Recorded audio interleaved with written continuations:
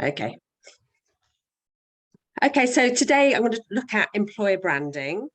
So, and there's two parts to this really. First of all, I want to look at what employer branding is, and then how we can make it work for the SME recruitment market and what you need to sort of be doing. And then if you've got any questions, obviously I'll do the same as I've done before. So what is employer branding? So this is different from your reputation as a provider. So obviously, if you're providing a service, you know, it's what your customers think about you. What we're looking at here is what your employees think about you and what your future employees think about you and how you can manage that reputation. So it's about managing and influencing your reputation as an employer among job seekers, employees, and key stakeholders. And it encompasses everything that you might do to make you an employer of choice. And at the moment, this is really important because there are more jobs out there than candidates, and therefore, how can you make your job and your company stand out compared to your competitor? So, you know, why do candidates want to work for you? And it's made up of these 6 areas, really. So the first of which is compensation, you know, how much you're paying. And at the moment, salary is the number one motivator for people to change jobs. But it isn't usually number one. You know, it usually sits at about number 7. But, you know, are you clear in terms of what you offer in terms of compensation? And think about the whole thing. You know, do you offer private healthcare? What's your holiday allowance like? Is there a bonus in part as part of the position? So looking at that whole area. So corporate culture, you know, what values do you have? Big organizations are really good at having their values and understanding what it means as a company to work for them. It's really important that SMEs incorporate that as well and look at their key values, you know, and make sure that you're looking at how your people within the organization line up with those values. Job security, you know, what are your risk factors? Why would somebody come and work for you compared to somebody else? You know, is it a more stable business? How are you shouting about this if there are economic problems? You know, kind of what can you do in terms of that? How are you performing in the current economic climate? And what sort of history do you have? You know, how can you demonstrate that? So, you know, that it's quite a sort of a large area, really. And then the work environment, you know, this is a conversation that we've just had, Belinda, around, you know, what is it like to work for you? You know, I mean, are people working in an office, or if they're working from home, you know, what about those get-togethers? What does that look like? Again, how are you sort of shouting about that? What equipment will you provide? You know, what are the refreshment facilities? You know, one of the wonderful things about the Innovation Centre where I am is the cafe. You know, that's, you know, just a lovely thing to be able to offer. You know, can you offer flexible working? How does that work?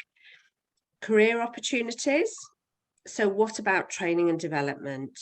You know, talking to candidates, and I heard a really interesting podcast yesterday with Simon Sinek, and he was talking about how it's really important to kind of have really grown-up conversations with people about where their careers are going, and if you can't offer them, you know, what development can you do to help them get to where they want to be? So I think that that's really important as well. And have you got clear pathways that you can show people, and timelines as well? You know, it's all very well to talk about the next role, but actually if the next role requires somebody retiring, that might not happen that quickly. And then, you know, kind of what insights do your employees offer about working for your organization? So what's it really like to work for your company? You know, what are your employees saying about you? So, and all of this makes up what's known as the employee value proposition. And all of these things are things that candidates are considering when they're looking at you. And obviously when they're putting in that first application, they're looking at different things to when they are being called for interview. because they're going that bit further down the path. So sometimes you'll get a candidate right at the start that has done all the research and is really committed and really wants to work for you. But actually, usually these things are uncovered by candidates as they go through the process.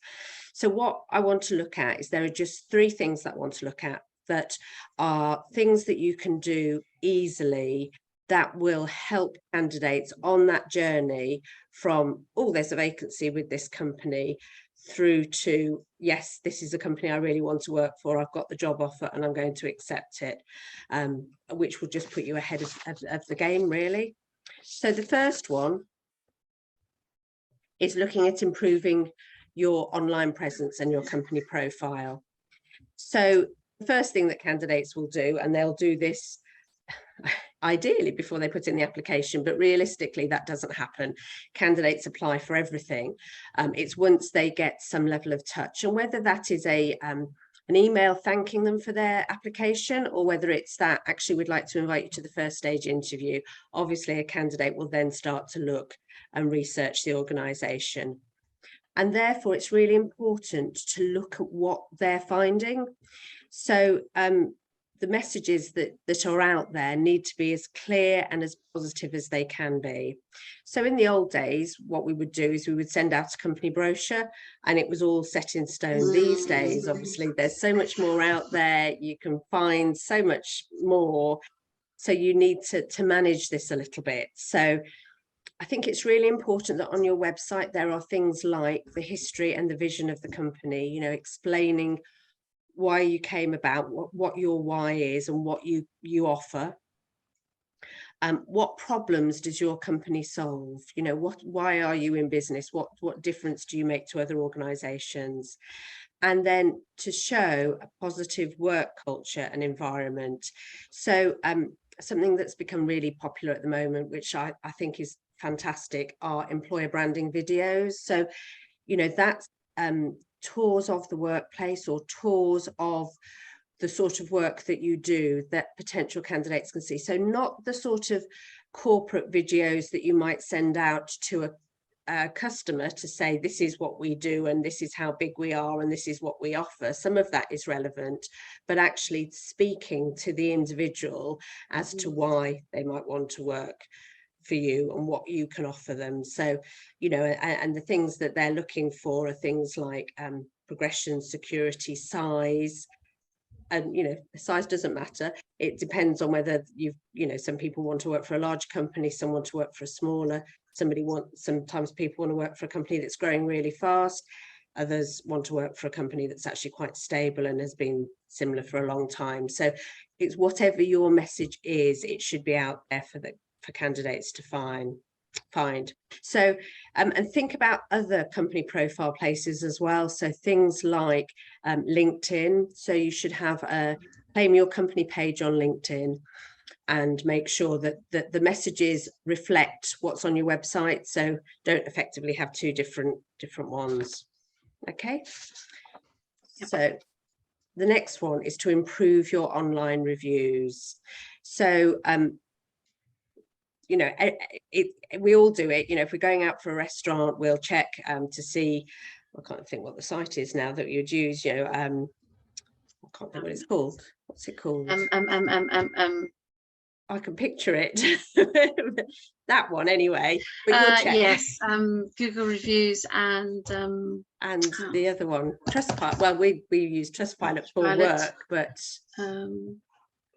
oh, how frustrating. Anyway, but we all do it. We go and look to see what the reviews are. So and again, it's really important to have a look at these. So in terms of where candidates will look, there's a site called Glassdoor.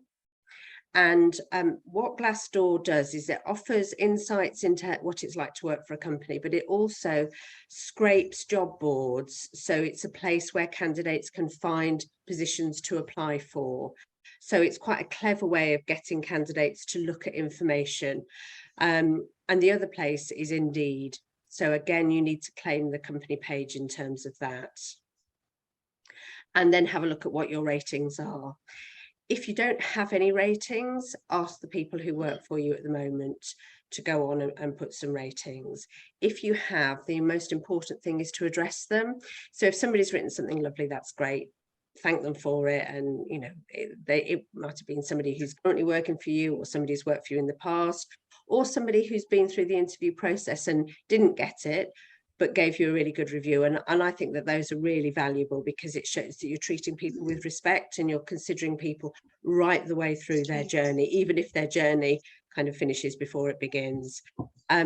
If somebody's put a negative review, I personally think it's really important to address those, because again, people want to see, you know, nobody's perfect, and social media is very good at showing the perfect side, but actually you can't just ignore it if somebody puts something rotten up there. So, you know, explain perhaps what you've done to overcome that. So a typical one would be, you know, I didn't find that the training at the start was good enough.